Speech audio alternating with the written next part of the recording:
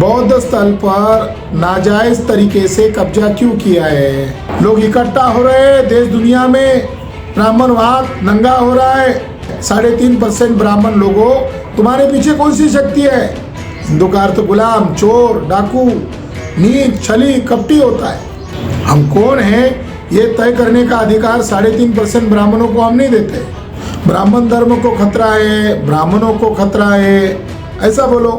बिहार सरकार ने महंत को जवाब देने के लिए आगे किया है, नाम रखा है त्रिवेणी गिरी। तुम तो फेंकूगिरी कर रहे हो। ऐसा कोई भगवान बुद्ध ने लिख कर दिया, तुमको स्वीकार किया है? ब्राह्मणों का कब्जा क्यों है इस महाविहार पर? इन्हें तो ब्राह्मण भी कहना गलत है, इन्हें यामनिया कहना चाहिए, जंगली यामनिया। नमो बुद्धाय। साथियों, जय भीम। कल महंत त्रिवेणी गिरी के द्वारा एक प्रेस वार्ता का आयोजन महंत की कोठी पर किया गया था और उसमें महंत ने ये कहकर उस प्रेस वार्ता का आयोजन किया कि ये जो आंदोलन चल रहा है 40 दिन से ज़्यादा हो गए हैं, इस आंदोलन से बोध गया कि सामाजिक समरसता को धोखा पहुंचाने की साजिश की जा रही है। ये बात कहा और दूसरी बात कहा कि महाबोधि मंदिर के नाम पर सनातन धर्म, ब्राह्मण एवं बोध गया मठ को विवादित करने की कोशिश की जा रही है। तो जो सामाजिक समरसता का जो शब्द है, ये आरएसएस का सुनियोजित शब्द है।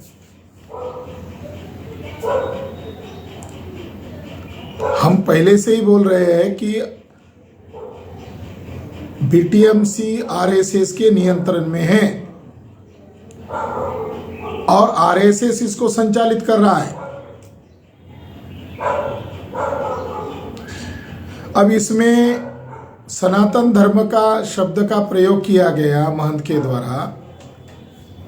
सनातन शब्द तो बौद्ध धर्म का शब्द है, क्यों चोरी कर रहे हो महंत? एस धम्म सनातनो, यमक वग्ग में धम्म पद में ये शब्द, जिस सनातनो पाली शब्द है, हिंदी में होता है सनातन, तो क्यों चोरी कर रहे हो?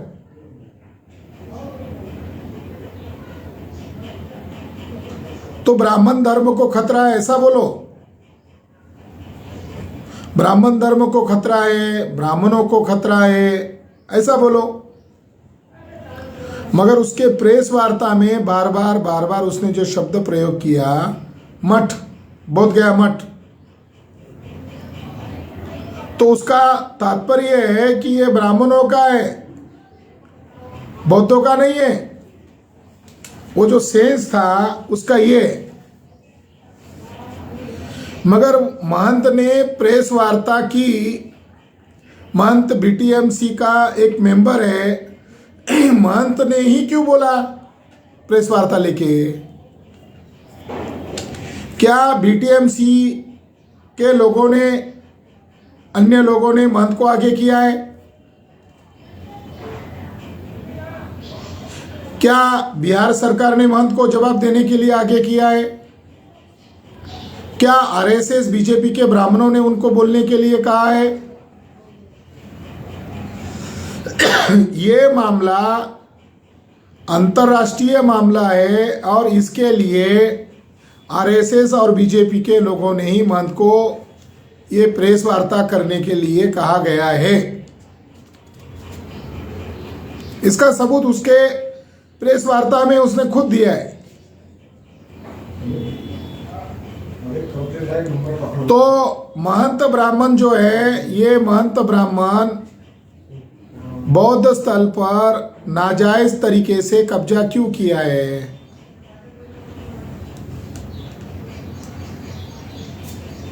वार्ता में उसने ये कहा कि महंत ब्राह्मण की परंपरा 500 साल पुरानी परंपरा है।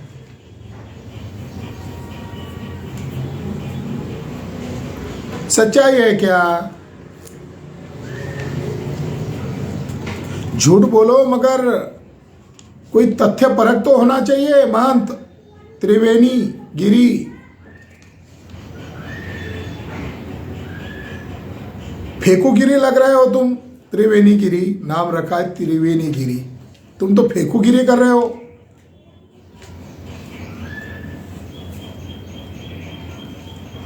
अठारह में महंत का क्या इस टेम्पल पर या इस बोधि स्थान पर कोई कानूनन अधिकार है? ये पूछा गया, महंत को पूछा गया। महंत एक भी सबूत नहीं दे पाया।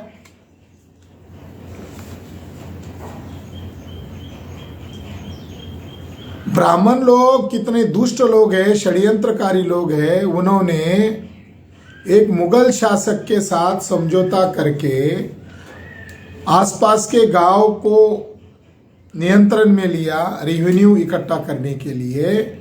और इस तरीके से महंत का सन 1794 के आसपास वहां एंट्री हुआ, मगर उसका कब्जा नहीं हुआ।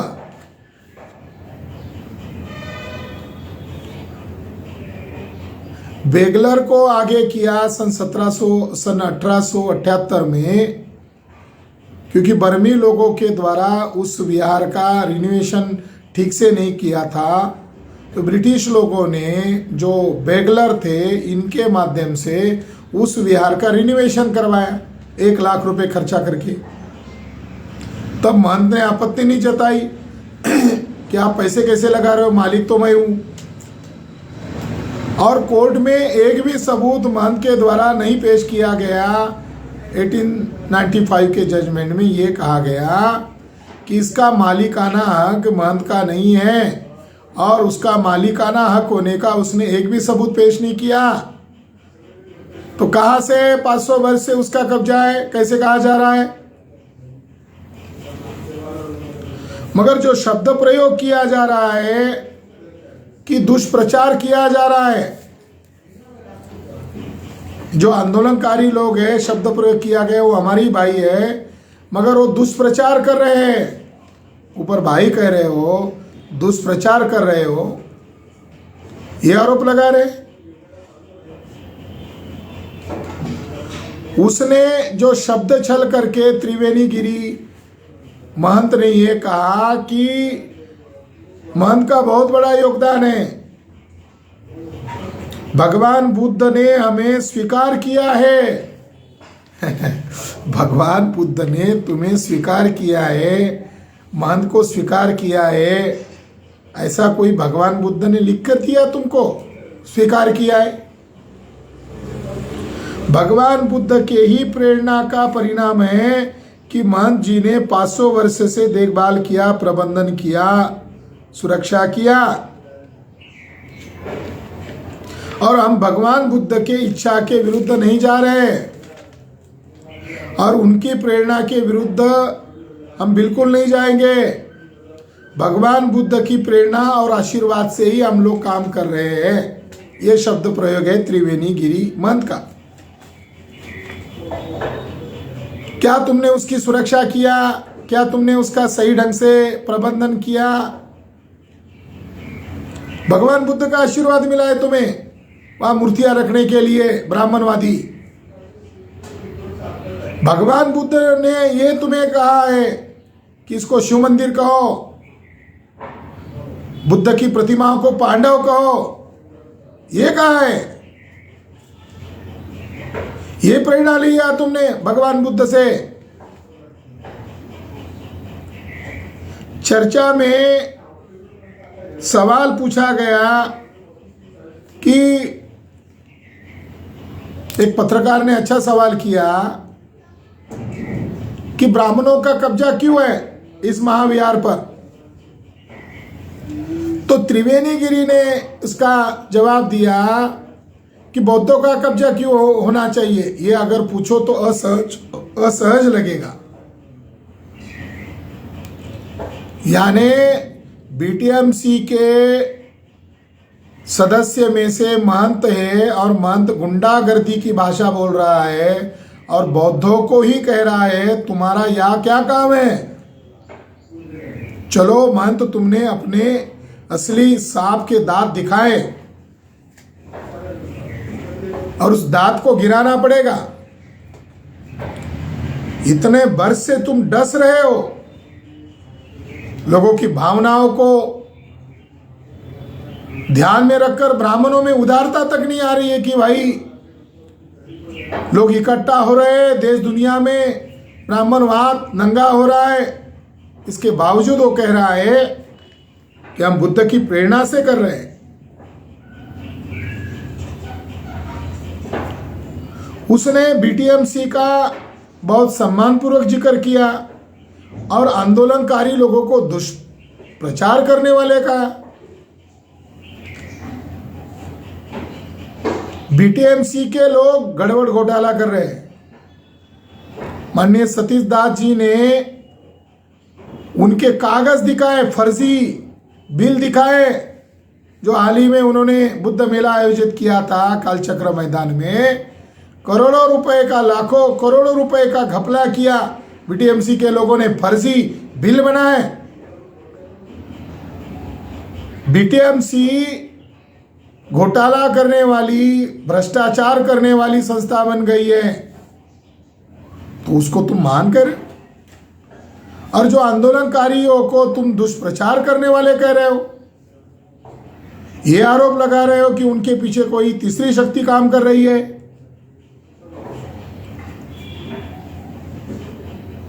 तुम्हारे पीछे जो शक्ति है वो कौन सी शक्ति है? 3.5% ब्राह्मण लोगों, तुम्हारे पीछे कौन सी शक्ति है?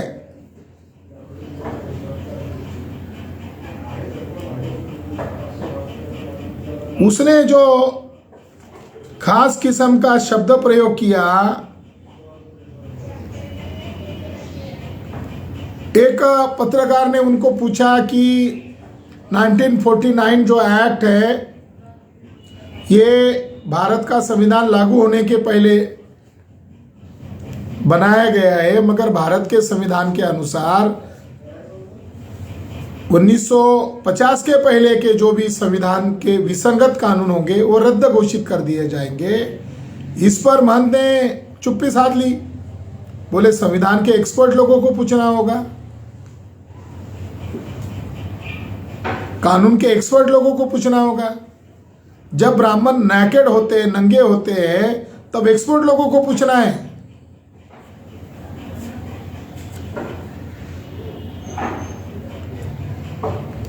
उसने उसका जवाब देते हुए ये भी कहा कि बिहार सरकार अगर मान भी लेती है, एक पत्रकार ने पूछा कि अगर बिहार सरकार मान भी लेती है और ये बौद्ध स्थल बौद्धों के हवाले करती है, तो आप क्या करेंगे? आपकी क्या भूमिका रहेगी? तो महंत ब्राह्मण ने कहा कि संविधान की अवधारणा में हिंदू जो संकल्पना है, इसके अंदर बौद्ध भी आते, जैन भी आते, सिख भी आते।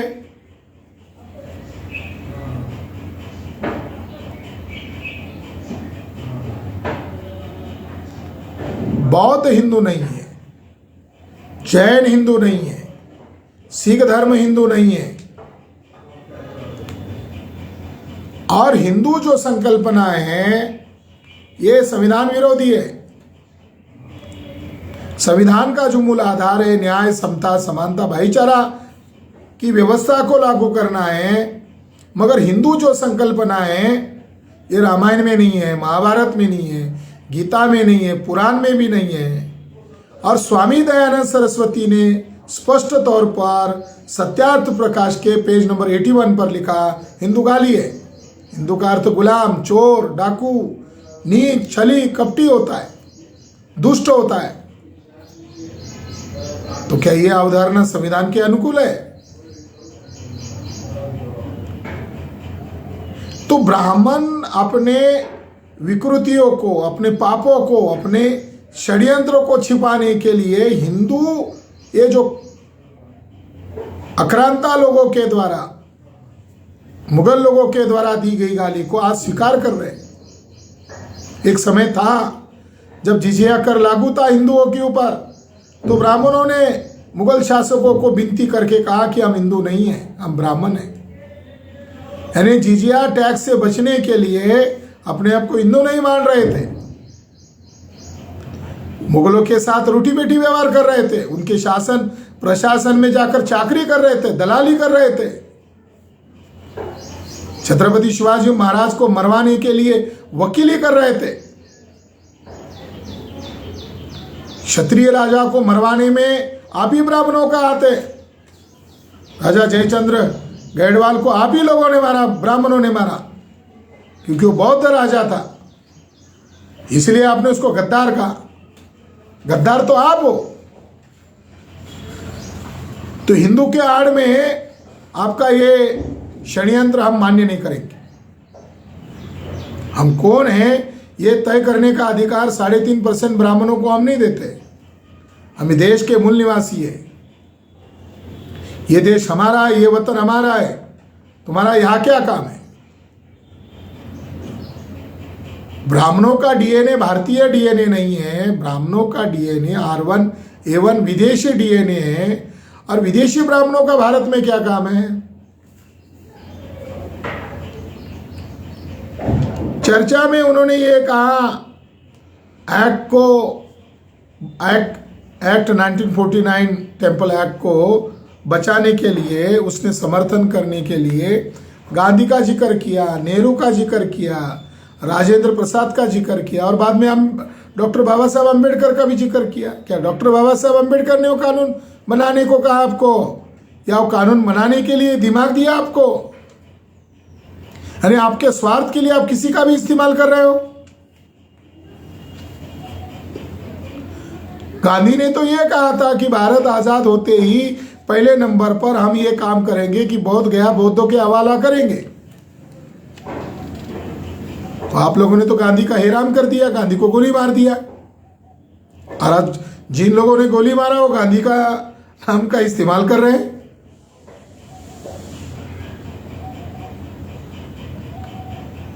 तो भारत के संविधान के विपरीत है बिटिया। महंत ब्राह्मण को वांशिक मेंबर बनाने का अधिकार किसने दिया? तुम हो कौन? तुम्हें वहां वांशिक तौर पर कब्जा करने का अधिकार किसने दिया? और ऐसे कानून को हम क्यों मानेंगे? ऐसे कानून को हम जलाएंगे। जो कानून भारत के संविधान के धारणा के खिलाफ है, उस कानून को हम मानेंगे नहीं, उस कानून को हम जलाएंगे।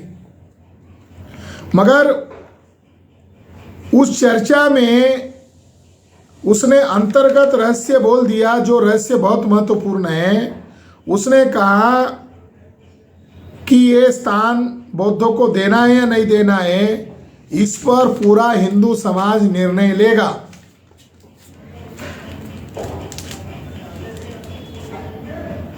उसको कहा राष्ट्र और धर्म का जब विवाद आएगा तो आप किसका पक्ष लेंगे? तो उसने, महंत ने कहा बुद्ध और बोध गया की छवि धूमिल नहीं होगी। पूरे भारतवर्ष के हिंदू समाज को जो भी निर्णय लेना होगा वह निर्णय हिंदू समाज लेगा। ये आज के प्रेस वार्ता का मुख्य मकसद है। भगवान बुद्ध के वचनों को और भगवान बुद्ध के सिद्धांतों को अच्छा करने के लिए हिंदू तत्पर है, और जिस किसी भी प्लेटफॉर्म पर जाना होगा हम जाएंगे। ये केवल बौद्ध मठ का विषय नहीं है, बल्कि ये भारत के सभी हिंदुओं के आस्था का विषय है।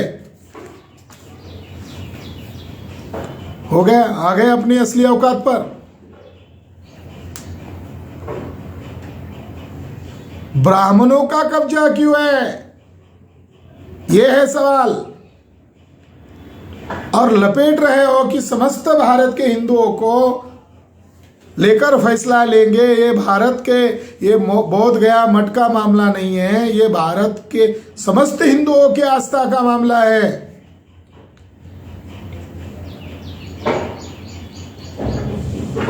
3.5% ब्राह्मणों की कौन सी आस्था है? वर्ण व्यवस्था जारी रहे, जाति व्यवस्था जारी रहे, छुआछूत कायम रहे, क्रिमिनल ट्राइब्स बनाए, घुमंतु जनजाति बनाई 11 करोड़, वो गुलामी में बरकरार रहे, महिलाओं की गुलामी बना पैदा की, वो विषमता जारी रहे, आदिवासियों का सेग्रीगेशन किया, वो सेग्रीगेशन अलगीकरण बरकरार रहे। ये है तुम्हारी आस्था। बाबा साहब अंबेडकर ने खूब कहा था, सही कहा था कि ब्राह्मणों में एक भी वॉलंटियर पैदा नहीं हुआ है, 1935 को कहा। आज भी मैं कह रहा हूं, उन्हीं की बात को दोहरा कर कह रहा हूं, ब्राह्मण प्रजाति कभी सुधरने वाली नहीं है। उनमें सदाचार, करुणा, मैत्री, प्रेम कभी आने वाला नहीं है। वे अत्यंत जंगली, असभ्य, बर्बर जमात है और बर्बर जमात रहेगी। डेविड रिच और अन्य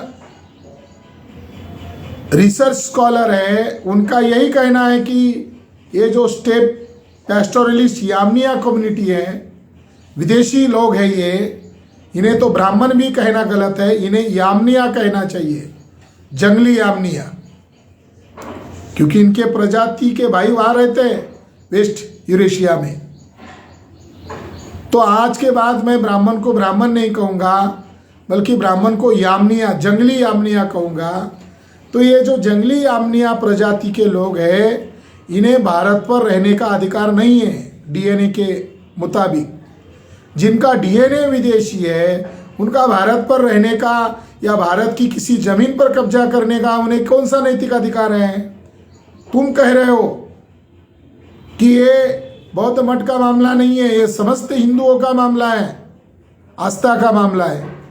अरे ये डीएनए का मामला है कि तुम्हारा डीएनए विदेशी है, तो विदेशी नस्ल के लोग भारत के किसी भूभाग पर नाजायज कब्जा कैसे कर सकते हैं? तो ये शब्दावली से साफ जाहिर हो रहा है कि इसके पीछे आरएसएस और बीजेपी के लोग हैं, और आरएसएस बीजेपी के लोग बोध गया पर से कब्जा हटाना नहीं चाहते हैं। इसलिए आने वाली 6 अप्रैल को हम लोग बड़ा फैसला नागपुर की जनसभा में करने वाले हैं। भारत के तमाम लोगों को हम लोग निर्देशित कर रहे हैं कि हम लोगों ने जो आंदोलन आप लोगों को घोषित किया है उसका अनुपालन करें। ये 3.5% ब्राह्मण लोग संगठित रूप से आपकी विरासत पर, आपके देश पर, आपकी मातृभूमि पर कब्जा किए हुए हैं। ये मामला बोध गया मुक्ति का मामला नहीं है, ये भारत को विदेशी ब्राह्मणों से आज़ाद करने वाला मामला है। ये बात आप ध्यान में रखिए। धन्यवाद।